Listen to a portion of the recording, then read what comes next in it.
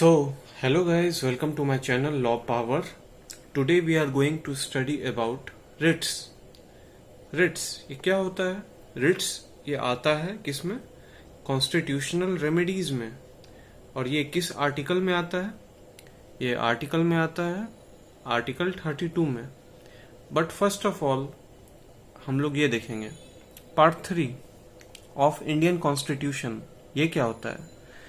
Part 3 of Indian constitution consist करता है fundamental rights को. ठीक है. It extends from article 12 to article 35. यहां तक फंडामेंटल राइट्स होते हैं. नेक्स्ट देखते हैं हम लोग. It allows Indian citizens to move to the country's apex court in case of violation of fundamental rights. So part 3 of Indian constitution जो fundamental rights provide करता है, ये क्या करता है? ये अलाउ करता है इंडियन सिटीजन्स को कि वो जो है सुप्रीम कोर्ट, मतलब एपेक्स कोर्ट कंट्री का कौन सा है? सुप्रीम कोर्ट, वहां मूव कर सके इन case of violation of their fundamental rights. अगर उनका वायलेशन हो रहा है फंडामेंटल राइट्स का, तब वो सुप्रीम कोर्ट जा सकते हैं.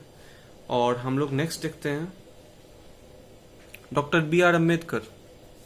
डॉक्टर बी आर अम्बेडकर ने आर्टिकल 32 को the heart and the soul of the constitution कहा था. ठीक है. तो हम लोग ये देखते हैं doctor B R Ambedkar called article 32 as the heart and the soul of the constitution. ऐसा क्यों उन्होंने बोला? क्योंकि आर्टिकल 32 के कारण ही लोग इन case of their violation of fundamental rights वो सुप्रीम कोर्ट जाते हैं. और हम लोग एक और चीज देखेंगे कि some powers are also present with article 226. ठीक है. सेम पावर्स जो हैं आर्टिकल 226 में भी प्रेजेंट है.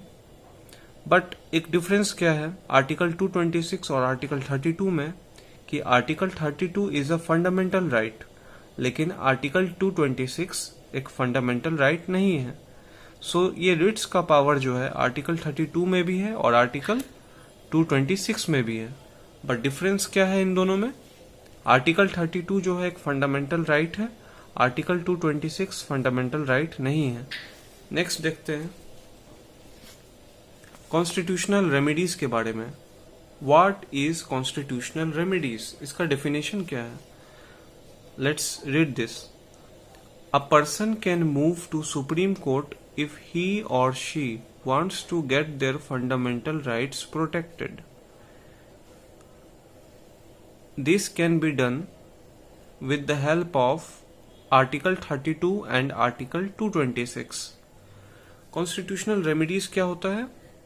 एक आदमी जो है सुप्रीम कोर्ट जा सकता है इन केस उसको अपना जो है फंडामेंटल राइट्स को प्रोटेक्ट कराना है.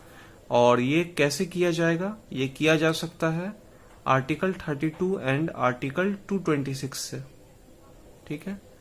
और अब हम लोग नेक्स्ट देखते हैं क्या है कि रिट्स, ये आर्टिकल जो होते हैं फंडामेंटल राइट जो होता है 32, इसमें रिट्स कितने टाइप के होते हैं? 5 types of writs. So most powerful and used writ कौन सा है? Habeas corpus. हेबियस कॉर्पस का मतलब क्या हुआ? To have a body.